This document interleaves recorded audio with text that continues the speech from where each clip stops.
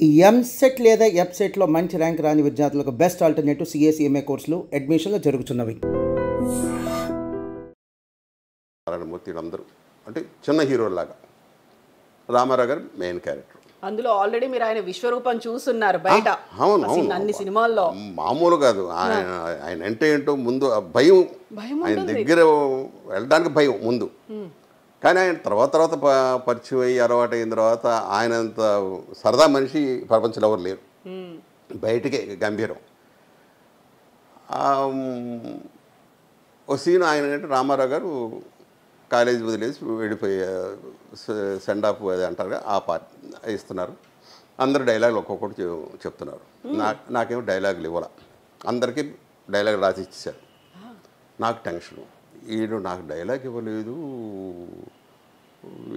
అంతకుముందు ఏదంటే ఎవరైనా ఏమంటే అన్నీ మీరే చెప్తున్నారు, మాకు కూడా ఏమంటే చిన్న చిన్న డైలాగులు అంటే సరే ఇదిగో తీసుకొని చెప్పిచ్చేవాడు. నారాయణరావు గారు ఏమన్నాడు, డే నువ్వు చెప్తున్నావు ఏంటి, సాధు అంటాడు నన్ను. ప్రసాద్ సాధు. చాలా పొడవు పేరు ఉండేది, దాన్ని ప్రసాద్ కుదించారు సాధు అని. సరే సాధు నువ్వు చెప్పేయడం కాదు సార్, వాళ్ళు డైలాగులు లేవని అంటున్నారు కదండి, వాళ్ళని కూడా ఏడ్చేవాలే, నువ్వు చెప్పు మాకు తెలుసు అన్నాడు. సరే అలాంటిది నాకు ఇంత మొక్కు ఆయన వెళ్ళిపోతుంటే అసలు నాకు ఇవ్వాలి కదా, నాకు డైలాగ్ ఇవ్వలేదు, ఇవ్వలేదు, నువ్వు ఏం చేస్తావంటే ఇవ్వలేదు. చిన్న లోపల ఫీలింగ్. అంటే హరిప్రసాద్, ఈశ్వరరావు, నారాయణమూర్తి అటు ముగ్గురు ఆయన ఆర్టిస్టులు. నేను బయట ఉండి కాబట్టి నాకు ఇవ్వలేదు. చూసారా నా బుద్ధి లోపల స్టార్ట్ అయిపోయింది. సరే నా వద్దు సాధు వెళ్ళాను. సార్ డైలాగ్ సార్, ఈ డైలాగ్ కదా అని జేబులోంచి ఒక పేపర్ ఇచ్చాడు. ఇంగ్లీషు పేజీన్నర ఉంది. ఇటు కూడా తిప్పా. ఏంటంటే నాకా రామారావు గారికి అన్నా, చెప్పుబో అన్నాడు. సార్ నాకు తెలుగు సరిగా రాదు, ఇదేంటాడు బాబు ఇంగ్లీష్ అందరూ జనం అన్నారు కదా. నాకు తెలుసురా, ఏం చేస్తావంటే రామారావు గారిని ఆయన వెళ్ళిపోతున్నారు కదా, నీలో బాధ ఉంటుంది కదా, ఆ బాధని మా అందరూ రావాలి, మా అందరి కళ్ళలో నీళ్లు రావాలి, అందరూ చప్పట్లు కొట్టాలి, ఏం చేస్తావో చేసుకోవాలి. లోపల ఉన్న ఒక నటుడు ఉన్నాడు, అప్పటికప్పుడు మనకు నటుడు ఉన్నారు సార్, నాకే తెలియదు, ఆయనకి చెప్తాను. సరే సరే సరే మెట్లు ఎక్కుతూ నేను అప్పుడు ఎక్కువగా మన శివాజీ గణేష్ గారి సినిమాలు చూసేవాడిని. ఎప్పుడైతే మౌంట్ రోడ్ వెళ్తే 2-3 సార్లు ఆ సినిమాలు చూసేవాడిని. ఆ భార్య పోయినప్పుడు ఒక సంఘ పథకం అనుకోండి, భార్య పోయినప్పుడు ఆ చిన్న ఇది ఆ ఫీలింగ్తో అలాగే మెయింటైన్ చేస్తాను. అది గుర్తొచ్చింది. సరే నేను కూడా అలాగే కళ్ళు ఆర్పకుండా అలాగే మెట్లు ఎక్కుతూ వెళ్ళి ఆయన దగ్గరికి వెళ్ళేటప్పటికి నా కళ్ళలో నీళ్ళు స్టార్ట్ అయిపోయింది. ఎదురుగా ఆయన చూస్తే ఆయన కళ్ళలో నీళ్ళు, ఇద్దరు రెజన్ పెట్టుకోవాలి, ఇద్దరు అలా వచ్చేస్తున్నాయి. ఆయన నన్ను హట్ చేసుకొని గట్టిగా అంటే నాకు ఊపిరి రావట్లా. సార్ నాకు ఊపిరి రావట్లేదు సార్, సార్ నాకు అని తీసి ఇద్దరం కళ్ళు చూసి కట్టని తర్వాత వెరీ గుడ్ బ్రదర్ మాకు 3 తెప్పించారు అనేటప్పటికి మొత్తం అందరు క్లాప్స్ టోటల్గా. అప్పుడు రాళ్ళపల్లి కామేశ్వరరావు గారు అని పెద్ద ఆర్టిస్ట్, ఇంగ్లీష్ ఎక్కువ నాటకాలు ఆడతారని, ఆయన అయితే దగ్గర పిలిచి రే అంటే నేను చిన్నప్పుడు చూసారా, నువ్వులో ఇంత పెద్ద ఆర్టిస్ట్ ఉన్నాను అనుకోలేదురా అంబిక, అందరూ టోటల్గా అందరూ కూడా అప్పుడు అమ్మాయ అని అనుకున్నాను నేను.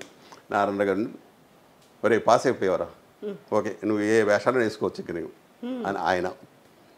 అదే రామారావు గారితో జరిగిన ఇన్సిడెంట్. అప్పుడు తర్వాత నాగేశ్వరరావు గారితో ఒక సినిమా, అది కూడా దాసనారాయణ గారిది. నేను కొత్తవాడలో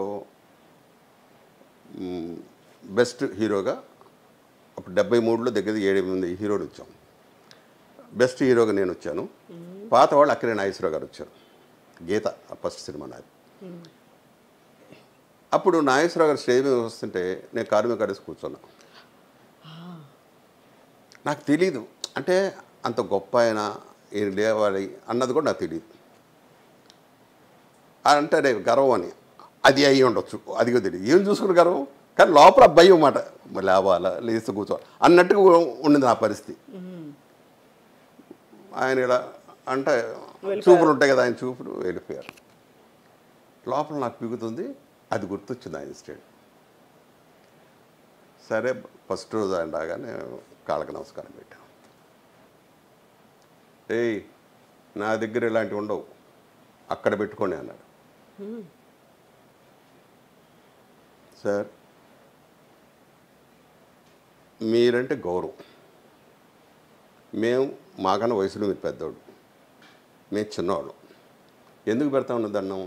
మిమ్మల్ని కాకా పడతాను కాదు, పైగా మీకు వేషాలు కూడా లేవు, మీ ఉండే సంవత్సరానికి ఒకటో రెండో, నాకు సంవత్సరానికి 10-15 సినిమాలు ఉన్నాయి. ఇలాగే ఆయనతో మరి ఏంటి అన్నాడు.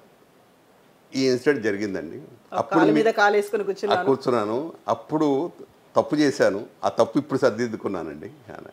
ఏడ్చేవాళ్ళే రా అని అప్పటి నుంచి ఆయన కూడా మొదలుపెట్టాడు, సాధు రా అని కబుర్లు చెప్పడం.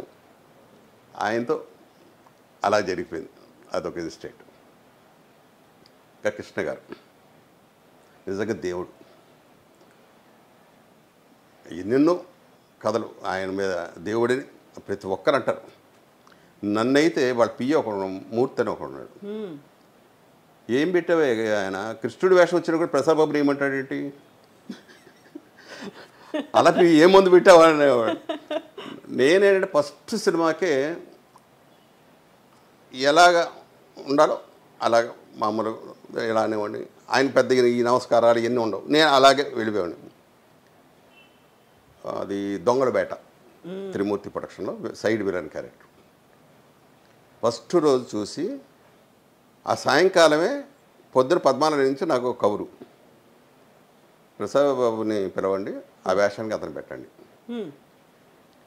14 నుంచి అసలు నాకు ఎవరు తెలియదు. ఏంటంటే కృష్ణ గారిదయ్యా, అది రాత్రి నిన్న చేసావు కదా అందుకు పిలిచారు. ఆయన సైలెంట్గా ఉన్నా, ఏం చెప్పలే ఆయన. అసలు మీకు ఎవరెవరిది ఏ స్టూడియోలు ఏమున్నాయి, ఏం చేస్తారు, ప్రొడక్షన్ హౌస్లు ఏమి తెలియదు అసలు. ఇంకా చెప్తున్నాం కదా, ఇంటికి వెళ్ళామా తర్వాత కూడా నాకు అదే, ఎక్కడ ఏ ఆఫీస్ ఉన్నా తెలియదు, ఏ ఆఫీస్కి వెళ్ళడం, కబురుస్తే వెళ్ళటం, షూటింగ్ చేయడం, వచ్చేయడం, మేనేజర్ ఎవరు వస్తారు వారితో మాట్లాడుకోవడం అంతే.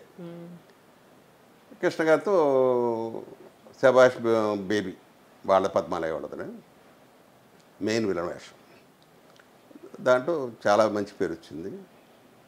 అప్పుడు మురళీమోహన్ నుండి ప్రసాద్ జయకృష్ణ సినిమా తీస్తున్నాడు, ఒక్కసారి జయకృష్ణ కరువు అన్నాడు. ఆఫీస్ ఎక్కడో ఏంటో నాది అంటే నేను వచ్చి చూపించాలా అన్నాడు జోక్గా. కాదన్నా నాకు తెలీదు వాళ్ళు ఎవరో ఏంటో అని. సరే నీకు అయ్యా అక్కర్లేదు కానీ వాళ్ళు వస్తారులే ఓకే. పొద్దునే మేనేజర్, సార్ జయకృష్ణ ఆఫీస్ అండి, మీరు ఒకసారి ఆఫీస్కి వస్తారని. సరే పెడితే అక్కడ బాపు గారు వెళ్ళగానే చొక్కా ఇప్పాము. దీంట్లో చొక్కా ఇప్పమంటాడు ఏంటి, ఎవరు వీళ్ళు అంటే ఆయన ఎవరు కూడా తెలియదు, నాకు బాపు గారు కూడా తెలియదు. అంటే పేపర్ నాలెడ్జ్ లేదు, బయట ప్రపంచం తెలియదు, కాకుండా సినిమాలో కనిపించాలి అంతే.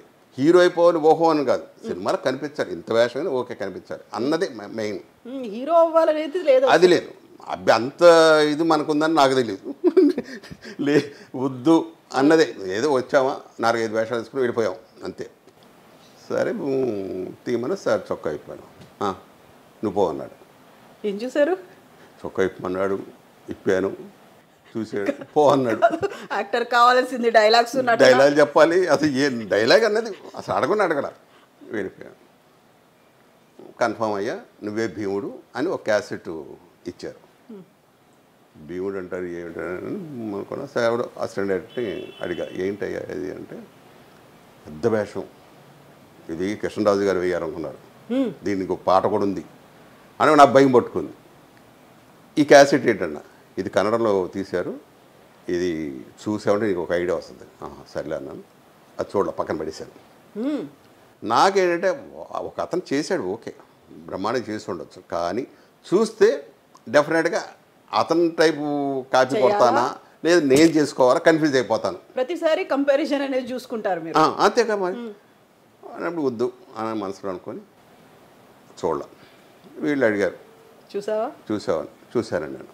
సరే బాగా చేసుకోవాలి కృష్ణరాజు గారు అందరు మురళీమోహన్ అందరు ఒక రోజు 2 రోజులు అలాగ క్యారెక్టర్ ఎక్కడికి పోతే నాకు నాయన ఇది చాలా పెద్ద వేషం మనం చాలా జాగ్రత్తగా చేసుకోవాలనుకున్నాం పోటీ అప్పుడేంటి మాకు అందరు కుర్రోళ్ళతోనే పోటీ వాడు ఎన్ని సినిమాలు చేస్తున్నాడు వీడు ఎన్ని సినిమాలు చేస్తున్నాడు మనం ఎందుకు తక్కువలో ఉన్నాం మనం కూడా ఎక్కువ చేయాలి ఇదే తప్ప యాక్టింగ్ ఇది కాదు ముందు పోటీ అంతే వాళ్ళలోంచి మనం గొప్పవాడు అయిపోవాలి మన ఊరి పాండవులు పాండవుల్లో భీముడి క్యారెక్టర్ పెద్ద పేరు వచ్చింది ఓవర్ నైట్ రిలీజ్ అయిన 2వ రోజే దగ్గర ఒక 30-40 సినిమాలు స్టిల్ ఇప్పటిదాకా కూడా అదే తర్వాత నా క్యారెక్టర్ చాలా చాలా వేషాలు వేసాను అన్నింటిలో మంచి పేరు కానీ చెప్పుకోవడానికి ముద్ద నాకు మనోహర్ పాండవలే చాలా మంచి పేరు వచ్చింది అలాగా కృష్ణరాజు గారిది కృష్ణ గారితో అయిపోయింది